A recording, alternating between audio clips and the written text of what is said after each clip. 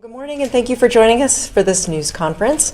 With me and speaking this morning are Lincoln City Council Member Tom Beckius, Lincoln Police Department Chief Michonne Morrow, and Prescott Area Neighborhood Association Board Member Mary Unger. We're also joined by Lincoln City Council Chair Sandra Washington and LPD Captain Max Hubka. Public safety is our community's and my administration's #1 priority, and that's why the city continues to invest in the partnerships and the training, equipment, and facilities to make Lincoln the safest and healthiest capital city in the country. Another important way that the city of Lincoln supports public safety is through public policy solutions that drive improved safety outcomes for our residents. And that's what we're here to talk about today. So let's start with the issue we are aiming to solve: dangerous driving, which includes high-speed racing, high-speed driving, and other reckless maneuvers. That compromises public safety, disturbs the peace of our community, and impacts our local businesses. So to cut down on dangerous driving and to keep our streets and our community members safe, our team at LPD is committed to enforcing existing traffic laws. However, by making some changes to city code, we believe there's even more LPD could do. So we're here to unveil a new policy proposal developed in response to resident concerns about dangerous driving. The Lincoln City Council will hold a public hearing on this policy proposal on Monday, March 24th. I fully support this proposal because it gives our police officers a greater ability to hold reckless drivers accountable and keep them and their vehicles off the road. And that means safer streets, safer neighborhoods, and a better quality of life for everyone in our community. And I appreciate our city council members, the Lincoln Police Department, and the other city team members who developed these policy changes to make our streets and communities safer. Councilmember Tom Beckius has been a strong proponent of this proposal, and at this time, I'd like to invite him up to share a few more details about these proposed changes. Councilman Beckius? Thank you, Mayor. I'm proud to be here today as part of the city team working to make Lincoln an even safer and healthier place for all of us. As a council member, I regularly receive complaints from residents relating to dangerous driving along O Street and other high traffic areas. Specific issues include high-speed driving, racing, engine revving, tire squealing, and other reckless maneuvers. Our data shows that since 2020, dangerous driving activities have contributed to more than 700 nighttime crashes, over 800 injury crashes, and 6 fatalities on O Street alone. Dangerous driving causes not only physical harm, but also secondary issues like noise disturbances, trespassing, vandalism, threats, and assaults. It's clear to me that we must provide our law enforcement professionals at LPD more ways to address these threats to public safety. Here are the ways this proposal would do so. These proposals clarify the Lincoln Municipal Code so dangerous driving activities are clearly understood, prohibited, and more enforceable. They update the definition for racing to be more comprehensive, easier to understand, and specify locations where racing is prohibited. They update the definition for racetrack to prohibit their operation unless specifically approved as a special permitted use in specific zoning. A new section that defines disorderly vehicles as any motor vehicle in violation of the ordinances of the city is also included. A new section that allows officers to impound the vehicles of drivers cited for specific dangerous driving violations, like racing, reckless or willful reckless driving, or fleeing to avoid arrest. I would note that, similar to issuing the citation itself, police officers would have discretion on impounding a vehicle depending on the specific circumstances. The new vehicle impoundment penalty would be administered as follows. A first offense would result in the vehicle towed to the impound lot, where it could be immediately released to the registered owner of the vehicle, following payment of the tow and impound fees, which is approximately $115. A second offense would result in the vehicle being towed to the impound lot and released to the registered owner after 10 days, and the payment of tow, administrative, and storage fees. This ordinance will help convey a clear message. that Lincoln's roadways are not to be used for dangerous driving activities. Public safety continues to be the number one job for us as city leaders. Mayor. Thank you so much, Councilmember Beckius, and to the rest of the City Council for calling for and championing these policy changes. Now, here to share what these proposed changes will mean to our public safety professionals is Lincoln Police Chief Michon Morrow. Chief? Thank you, Mayor, and good morning. The Lincoln Police Department appreciates the chance to expand the ways in which our officers maintain public safety. As others have said, dangerous driving impacts lives, property, and the peace of our community. We have taken a number of previous measures to reduce dangerous driving along O Street, whether that be additional enforcement, the use of technological tools, and the assistance of the Nebraska State Patrol Air Support Unit that we've previously spoken about. While we have seen positive impact from these enforcement measures, unfortunately, too many violations continue. That's why we truly appreciate the Council's consideration of the proposed ordinance to help us reduce dangerous driving. We think the code change provides us better tools to address these important traffic safety issues. And I want to again say thank you to the mayor and City Council and LPD and those that helped champion this, that being Captain Max Hubka and Lieutenant Dustin Romshek, and the rest of the city team who have worked to bring this policy solution forward. Thank you. Thank you, Chief. Thank you, Captain Hubka, and thank you to Lieutenant Romshak. To keep our community safe and healthy, our team at LPD works together with community organizations like the Prescott Area Neighborhood Association. And at this time, I'd like to invite Prescott Area Neighborhood Association board member Mary Unger to come and share with us what this proposal means to her and her neighbors. Mary? Thank you, Mayor. Safe and thriving neighborhoods are one of the key reasons that Lincoln is such a wonderful place to live. Dangerous driving is not only disturbs the lives of neighborhood residents, but it threatens the health and safety of everyone who lives, visits, attends school, or church in the neighborhood. Cars racing through our streets and through neighborhoods create a dangerous situation that must be addressed. In the Prescott neighborhood near 40th Street and Prescott Avenue, our neighborhood has worked with Lincoln Police on safety issues to help protect drivers, bicyclists, and pedestrians. LPD does a wonderful job supporting our community, and these new changes will give them more ways to do an even better job. I want to thank the Mayor, Councilmember Beckius, and the City Council, and everyone at LPD and the rest of the city team who continue to look for new and innovative ways to keep the quality of life high in our great Lincoln neighborhoods. Okay.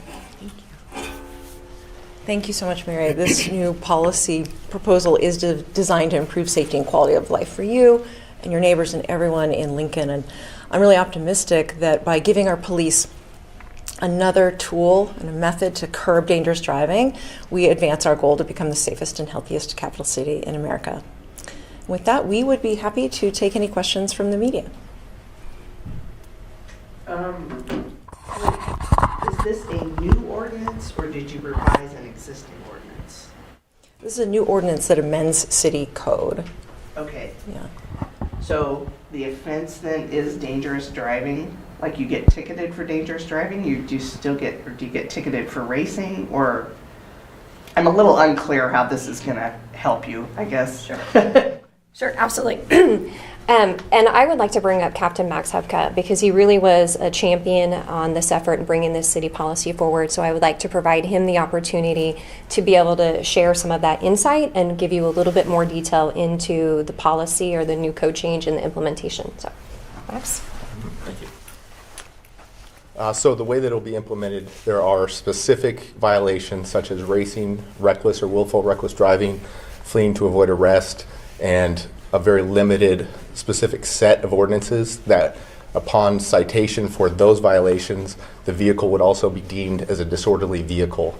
So as a violation of our new disorderly vehicle ordinance, that's where the impound would come into play. Like playing really loud music, or? No, it would be racing, exhibition of speed or acceleration, reckless driving, willful reckless driving, and fleeing to avoid arrest, I think are the violations that we're looking at right now that would qualify for that next level of disorderly vehicle, if that makes sense. And so then if it's a disorderly vehicle, it faces the increased penalties, is that? Yes, correct. So it's it's the increased penalties that So the are, disorderly vehicle is a new separate ordinance, and that's what would cause it to be applied, is violation of those other ordinances that I listed, if that makes sense. So then. and the disorderly vehicle then is what is subject to impoundment. Correct. Yep, exactly. And so there's obviously going to be an educational component to this.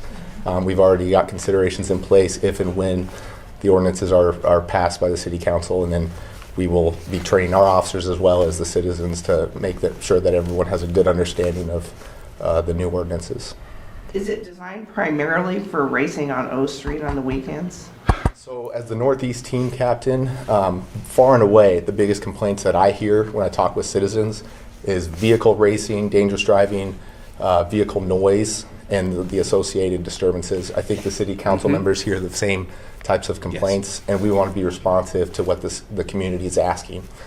So we wanted to address that. So I would say O Street is maybe the catalyst that kind of brought about these possible solutions, but they're going to be applicable to all areas of the city. So, we know that there's complaints on other team areas, other areas within the Northeast team as well, and the ordinances will be applied and utilized in all areas of the city.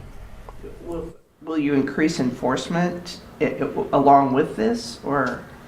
We already have a pretty high level of enforcement. We have grant funding. You may have seen we recently released information about additional funding for traffic enforcement on the Northeast team. That will all be continuing. So we have overtime funding from grants that we're utilizing to have high levels of enforcement, and we've done that for years, and we'll continue doing that along with this new tool that hopefully will empower our officers to have a little bit more enforcement abilities. Well, do you think that I think one of the related problems to O Street is people gathering in the parking lots. Will this allow you to address that issue, or? Okay if I answer that? Yeah. Okay. So that's a consideration. Memorial Weekend is an example where that happens pretty frequently. We have had a plan in place the last few years to address those crowds gathering and to make sure that they are not in violation of other ordinances such as trespassing or occupying a business lot after hours. That really has been well handled these last few years and has not been the big issue that it was in previous years. So I don't know that this ordinance necessarily will directly apply there, but it's something that we will keep an eye on. My last question is, I think I'm not sure what the status of this grant is, but there was a Safe Streets grant that you got. Is this related at all to that work? The Safe Streets for All grant came from the U.S. Department of Transportation, and the initial allocation we received was to do planning. So I would say that the relationship really is the overarching mission, is that we want to reduce fatalities and injuries on our streets, and that Safe Streets for All was meant to look at not only new policies, but engineering fixes or solutions that LTU could help us implement on our roadways, to consider different kinds of crosswalks and beacons, et cetera. So that was a very comprehensive, big picture look at street safety. And this really has been driven by community members. Our council has heard loud and clear and have been calling for new enforcement opportunities. LPD, same thing. And so they have shaped the direction of this proposal to be really targeted for these reckless behaviors that are such concern to our community members. Yes, Anthony. So reckless driving and the things you were talking about earlier, they're already on the books as things you can get cited for. Why make this ordinance if those are already things people could get cited and ticketed for? I think the hope is that by having a little bit stronger repercussions with the vehicle impoundment, that there'll be a bigger deterrent from people performing those types of dangerous activities and behaviors on the streets. Lincoln roads are not meant to be racetracks, and unfortunately we have too many people where they feel like they can utilize them for that purpose. So by having the ability to tow and impound, we're hoping that's a major deterrent that helps to stop that behavior. When somebody gets cited for reckless driving and now this new ordinance gets kind of invoked and the vehicle gets impounded, are you arresting the individual as well, or are you kind of telling them that they got to find another ride? So the new ordinances as proposed will be misdemeanors. So potentially there is the ability for the officer to cite and lodge the person in jail. In most instances, officers are just going to cite and release them with the citation. The vehicle, again, as these ordinances are proposed, the vehicle on the first violation would be impounded and available to be released immediately. On the second or subsequent offense, it would be impounded for 10 days. So the first offense, you're essentially getting a warning where we're saying your vehicle is off of the road for the time being, and we're hoping that that sends the message that you need to stop these dangerous behaviors. And when it gets to the impound, are we still talking about the fees associated with that? The per day fees as it's stored there? Yes, sir. All told, what if you get to your second offense, do you know what that cost would look like to somebody who is doing these things? Off the top of my head, I don't know. Those are fees that are assessed by the towing company that we've contracted with as a city. How much are the fines for these, when you cite them for these things? Well, they're misdemeanors, so the maximum fine is I would assume, somewhere in the vicinity of $500. So would you be fined as well as having your vehicle towed? The impoundment is in addition to whatever fine you're assessed for the offense, right? Okay. So they're just there. Like, they have to find another ride home if the car's towed, right? Correct. Okay, correct. Okay. Okay. Thank you for those questions. Thank you for joining us for this news conference and learning more about this proposed policy change that's aimed at reducing reckless driving and making sure that we keep our public safe. Thank you.